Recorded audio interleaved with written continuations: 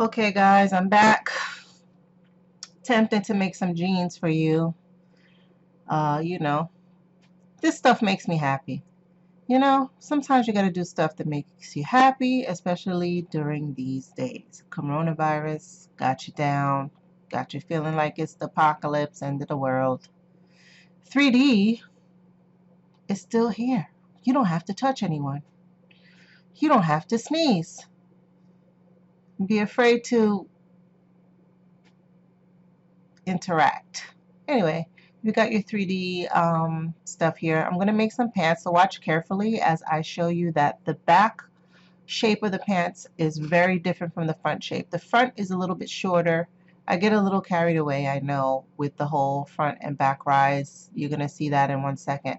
But what I'm sewing right now is called the saddle of the pants. The back saddle is always more deep than the front. The front is usually very shallow.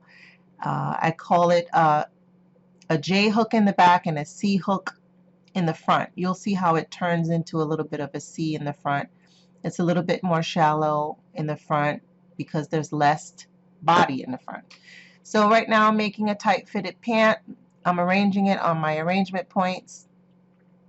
This is my tall model, so she is a little bit taller than your average girl because I cannot stand the stumpy legs that are there. So I make her 73 inches tall, which is very tall, especially with the shoes. She's very tall. So I kind of overestimate the length at times. So we know the easy way is to highlight all the bottoms at the same time, and you can shorten it at the same time. So now I took it a little step further to give her a little bit of room in the front, because the front looks very skinny to me and looks really tight. So she kind of gets back into a little bit of a... So now I start messing around with the rise. It's a little bit too long.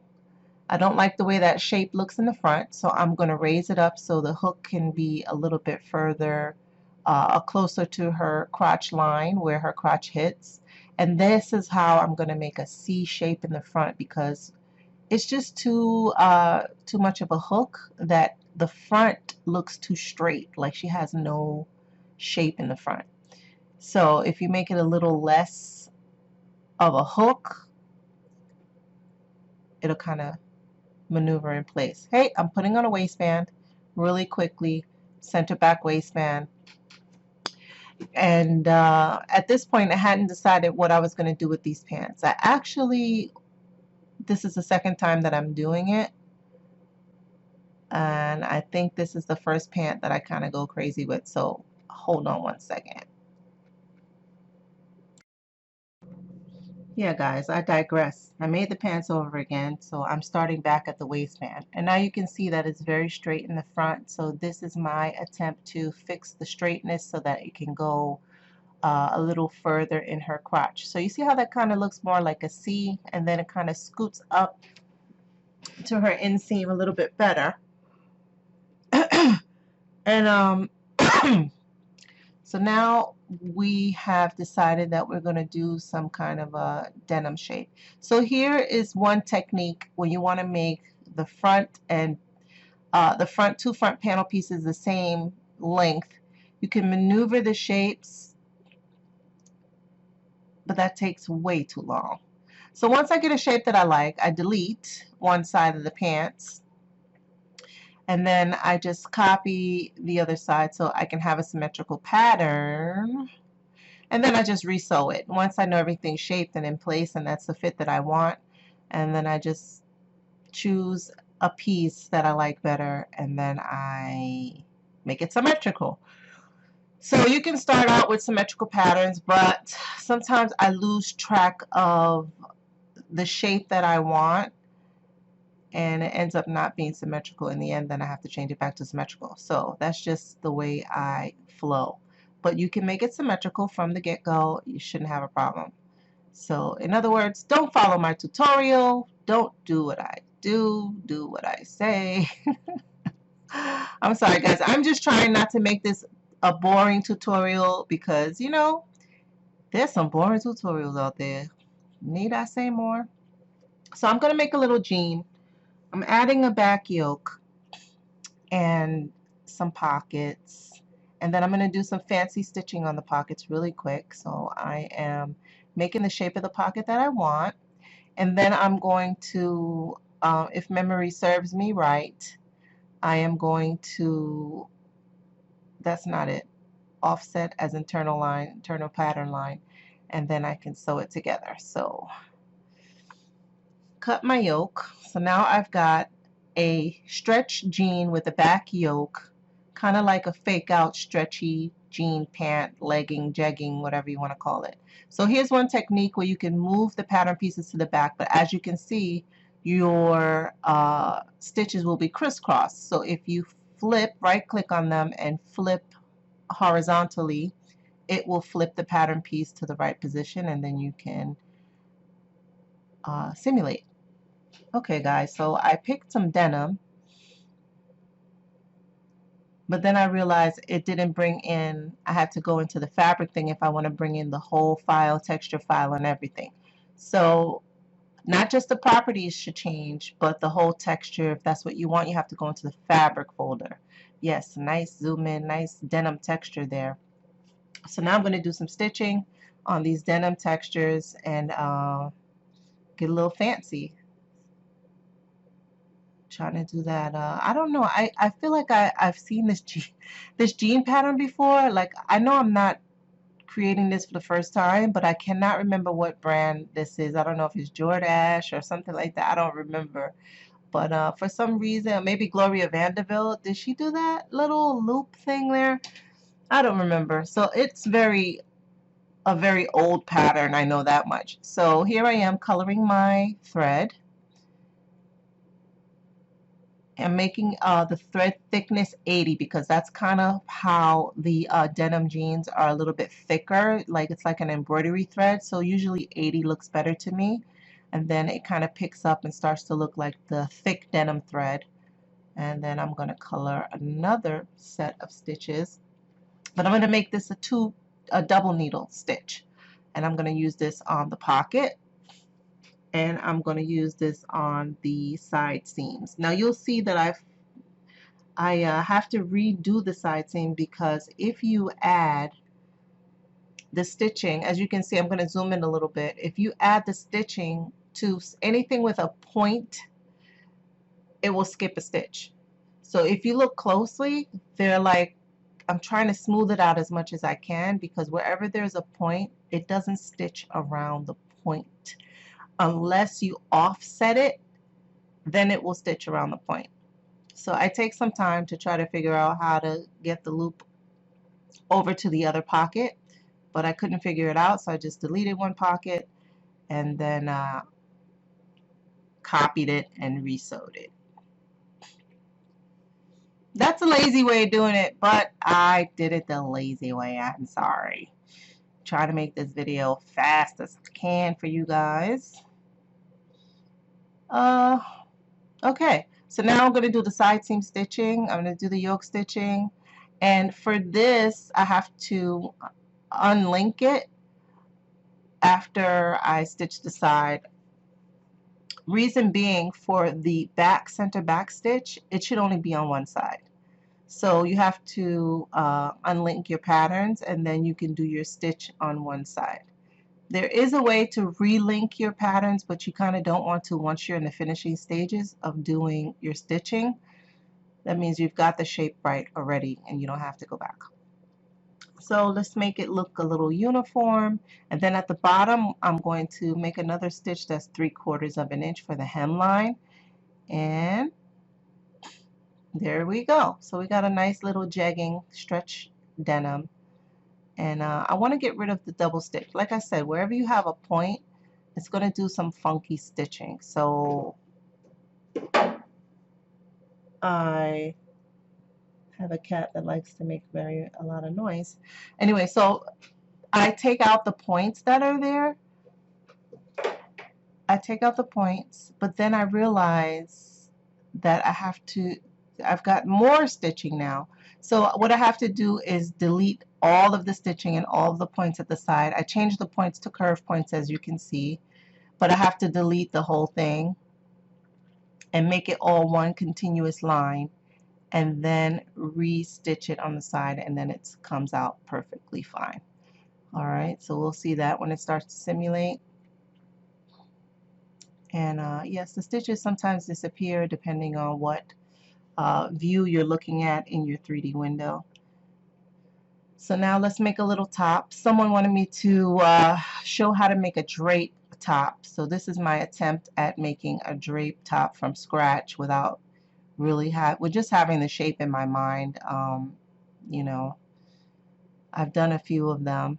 This is not a twist. I'm going to do another video on the twist, and I'm going to do another video that I've recorded already for a horsehair hem. So 2 people answered my Instagram question, which was, what would you like me to see me make or do? Because I was running out of ideas, had the blues, the whole 9. And now I'm back making videos for you guys. I know Chloe released some videos, no comment. I did actually fall asleep. I mean, I wasn't supposed to comment.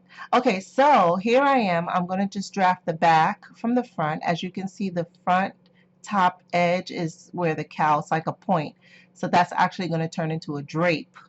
You'll see that in 1 second. Let me just do a little thing here. I always make things too straight and tight, and then I remember that, you know, there's supposed to be darts and, you know, shapes and all that kind of stuff. So I do it real. I'm running this really quickly. I know most people turn the sound off and play it slow so they can see what I'm doing. So that's why I'm trying to make these videos like 20 minutes for you guys. So no love lost. Turn me down. At least I keep you, you know, make you laugh a little bit. So I'm going to take this all the way through to colorways and everything. So let me add a little shape to this top in the meantime and try to, what I call, truing it up in 3D. Now this is not pattern making 3D. This is me knowing pattern making and knowing how to make a 3D simulated garment. This would have to go through a few other steps if I wanted it to be pattern ready, actually to cut, you know, ready to cut. It's not far, but I would spend a little more time on the lines. I would spend a little more time on the curve shape. I would spend a little more time at the hem, just making it not so angular. A lot of times when you're doing 3D, especially for tutorials, this is just for a tutorial. For what I do for my customers is a lot more involved, and I do use Optitext at the same time.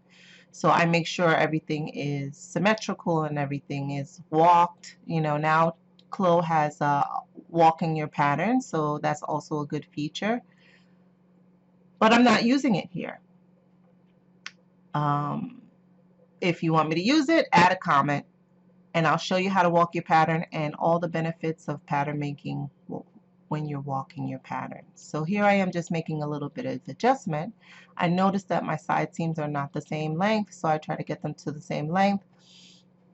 Nice curved shape at the bottom, and then I realized that these darts just don't finish well in Chloe. There's no way to make a nice smooth dart. So what you do is you steam it out till you can get it flat, and then you release the steam, and then it flattens the dart. But now I realize I can't see the lovely pockets that I made, so I make this little hem shape at the back with a little curve up shape. So I folded my cowl, got my jean, and now I'm going to change it to particle distance 5, right? Wrong. Why should I not do particle distance 5 right now? Because I didn't do my pose. When you are finally ready to render, that's when you change your particle distance. I do not recommend changing particle distance way before, because you move things around or things happen, and the particle distance takes about 5,000 times longer to render. Yes, I'm exaggerating, but that's okay. So right here, I feel like sometimes this model is just looking up into the space and it's very annoying. So I'm just making her look down into the world. Maybe that's a psychological thing about how I'm feeling right now. Am I feeling down? Why did I make her look down? I don't know. Okay, I digress. So now I am having a little issue with the render. So quickly put it in GPU render just to sort out the render, and then I can go back to normal render once the high particle distance gets sorted out a little bit. I think the two fabrics are fighting each other in the simulation, and for me that's enough render. Sometimes you have to let these things, oh, there's a dress that I did. Oh, hello, beautiful. So sometimes you have to let things just render. One of the viewers asked me to show the differences in the HDRI. These are automatic HDRIs. What you can do with the light renders at the bottom is you can make your own lighting, but I'm showing you a few of the HDRIs, but here you can change the intensity of the light. You can add placement of the light. I'm rendering at 4,000. I'm going to add the photos at the end of the video, because it's a trick that I learned from work to get a high resolution. They really do it at 4,000 what is it, PPI or something like that. So it sounds ridiculous. It sounds like it's way too much, because 300 is good for the internet, right? Okay, that's good enough. 300 to me, when you zoom in a little bit, it just seems so grainy. It's fine for the internet, but if you want something that looks so sharp and crystal clear, I kind of remember that, you know, Hasselblad is like, the camera shoots like 4,000 pixels. So I kind of equate it with that. So let's change some colorways. I'll show you those renders as they come out. Here I'm in the colorway section. You can find the upper right hand. And all I'm doing is going into my color palette and changing the fabric's color in the actually property editor of the fabric. And this is how you do colorways. So when you go back to your simulation in your render window, there's a little thing that's clicked that says render all colorways. So if you tick that on and you do your render, it will cycle through all the colorways that you have. Now this is the latest version of CLO, which the colorway rendering is now fixed. So you can go ahead and render all of your colorways in however many views you want. I like that green. So guys, this is it. I am signing off. Oh, I do want to show you one other thing. So a lot of times we're tempted to move the avatar while she's dressed. I do not recommend it, and I'll show you why. You should pose your avatar while she's naked and save the pose, so that when you dress her, everything can render all together.